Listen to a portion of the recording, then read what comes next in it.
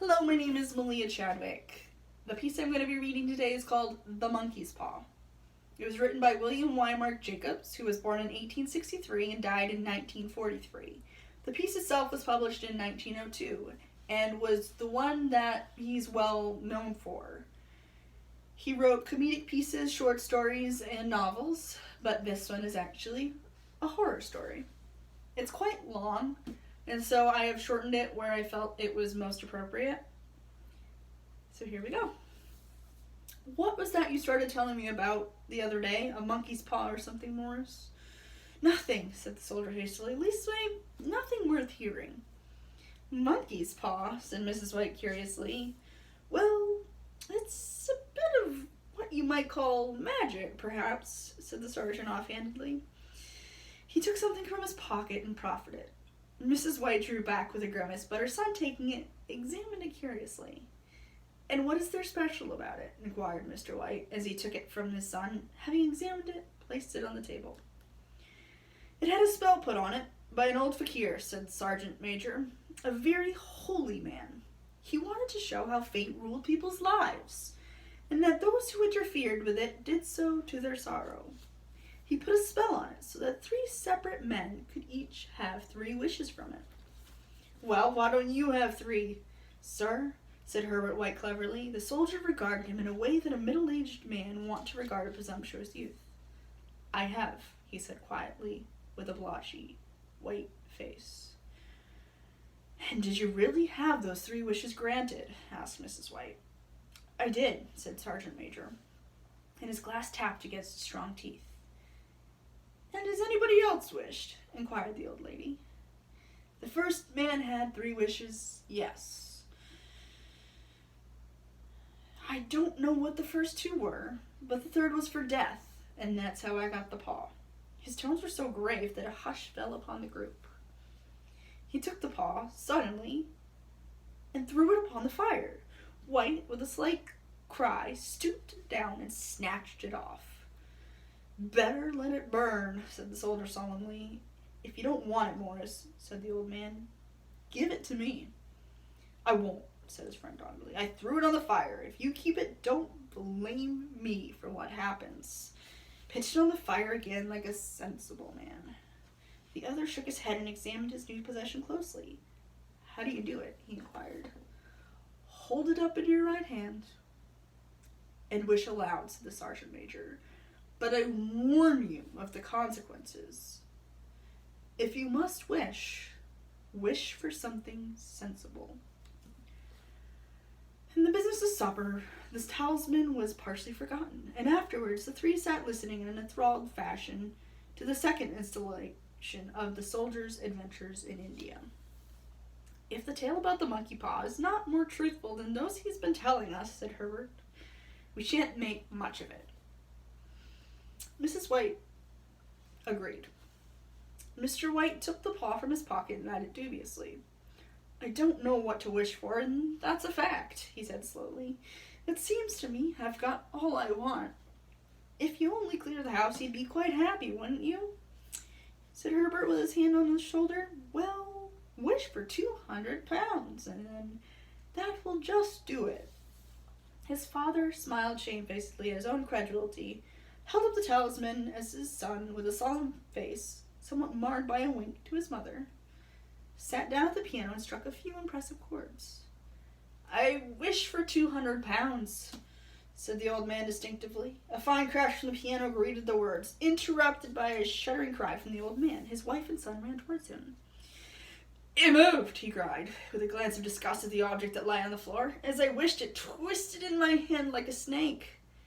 Well, I don't see the money, said the son, as he picked it up and placed it on the table. And I bet I never shall. It must have been your fancy, father, said his wife, regarding him anxiously. He shook his head. Never mind, though. There's no harm done, but it gave me a shock just the same. A silence, unusual and depressing, settled upon all 3, which lasted until the couple rose to retire for the night. In the brightness of the wintry sun the next morning, Herbert laughed at his fears. The dirty, shriveled little paw was pitched on the sideboard with a carelessness which betokened no great belief in its virtues. I suppose all soldiers are the same, said Mrs. White. The idea of listening to such nonsense. How could wishes be granted in these days? And if they could, how would 200 pounds hurt you, father? Might drop on his head from the sky, said frivolous Herbert. Morris said that things happen so naturally, said his father, that you might, if so wished, attribute it to coincidence. The mother laughed and followed her son off to the door, watching him down the road. Herbert will have some more funny remarks, I expect, when he comes home, she said, as they sat at the dinner table. I dare say, said Mr. White, pouring himself out some beer. But for all that, the thing moved in my hand. That I'll swear to. You thought it did, said the old lady soothingly. I say it did, replied the other. There was no thought about it. I just had... What's the matter? The wife made no reply. She was watching the mysterious movements of a man outside, who, peering in an undecidedly fashion at the house, appeared to be trying to make up his mind to enter. 3 times he paused at the gate, and then once again, the 4th time, stood with his hand upon it, and then sudden resolution, flung it open and walked up the path. She brought the stranger, who seemed ill at ease, into the room. I was asked to call, he said at last, and stooped and picked up a piece of cotton from his trousers. I come from Ma and Megan's. The old lady started. Is anything the matter? She asked breathlessly. Has anything happened to Herbert? What is it? What is it? Her husband imposed.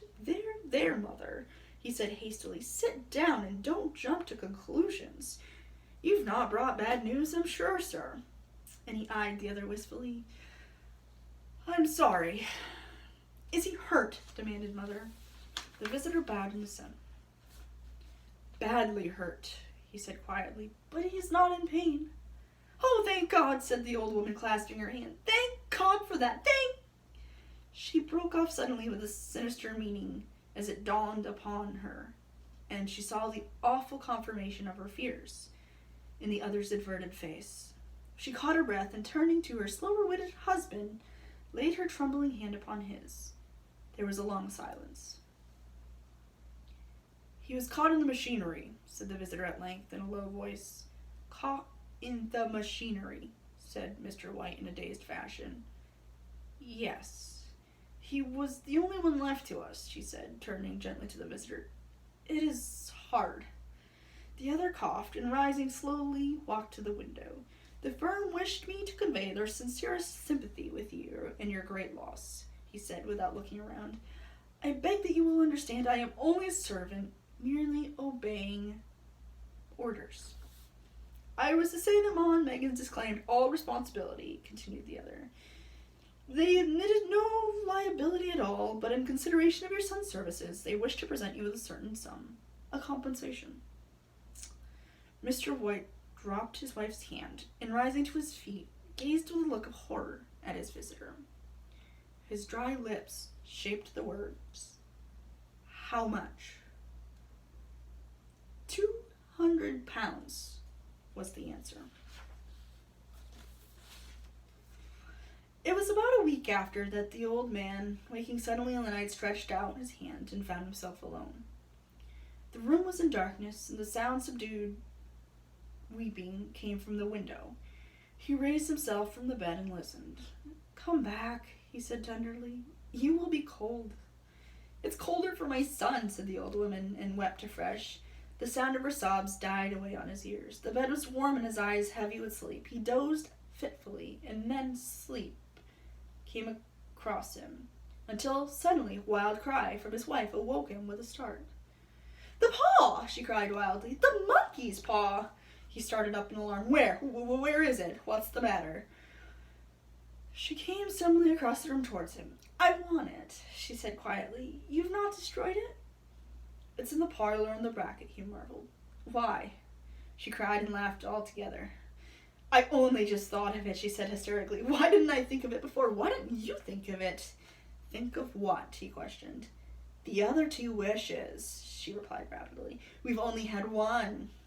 Was that not enough? He demanded fiercely. No, she cried triumphantly. We'll have one more. Go down and get it, quickly, and wish our boy alive again." The man sat up in bed and flung the bedcloth from his quaking limbs. "Good God, you're mad!" he cried ghastly. "Get it," she panted. "Get it quickly and wish. Oh, my boy, my boy." Her husband struck a match and lit a candle. "Go back to bed," he said unsteadily. "You don't know what you're saying." "We had the first wish granted," she said feverishly. "Why not the second?" "A coincidence," stammered the old man. "Go and get it and wish," cried the old woman, quivering with excitement. The old man turned and regarded her. His voice shook. "He's been dead 10 days, and besides, I would not tell you else, but I could only recognize him by his clothing. If he was too terrible for you to see then, how now?" "Bring him back," cried the old woman, and dragged him towards the door. "Do you think I fear the child I nursed?" The talisman was in place, and a horrible fear that the unspoken wish might bring his mutilated son was before him. "Wish," she cried in a strong voice. "It's foolish and wicked," he faltered. "Wish," she repeated. He raised his hand. "I wish my son alive again." Neither spoke, but lay silently, listening to the ticking of the clock. The darkness was oppressive, and after lying for some time, screwing with his courage, the husband took a box of matches, and striking one, went downstairs for a candle. At the foot of the stairs, the match went out, and he paused to strike another. At the same moment, a knock, so quiet and stealthy as to be scarcely audible, sounded on the front door.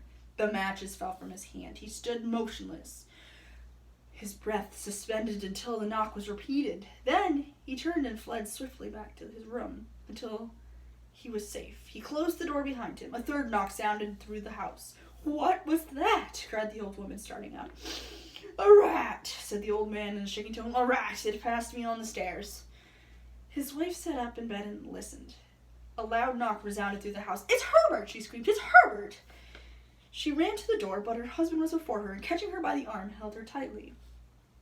"What are you going to do?" he whispered hoarsely.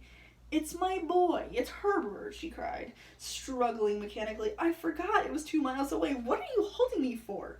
Let go. I must open the door." "For God's sake, don't let it in," cried the old man, trembling. "You're afraid of your own son," she cried, struggling. "Let me go. I'm coming, Herbert. I'm coming." There was a knock on the door, and another. The old woman, with a sudden wrench, broke free and ran from the room. Her husband followed to the landing, and after her he called. He heard the chain rattle back, and the bottom bolt draw slowly and stiffly from the socket. Then the old woman's voice, strained and panting. "The bolt!" she cried loudly. "Come down, I can't reach it." But her husband was on his hands and knees, groping wildly at the floor in search of the paw. If only he could find it before the thing got inside. A perfect fallisade of knocks reverberated through the house, and he heard the scraping of the chair as his wife put down in the passage against the door.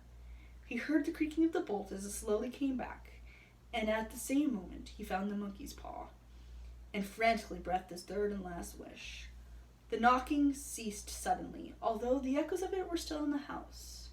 He heard the chair draw back and the door opened. A cold wind rushed up the staircase, and a loud wail of disappointment and misery from his wife gave him the courage to run down by her side, and then to the gate beyond. The street lamp flickering opposite shone on a quiet and deserted road.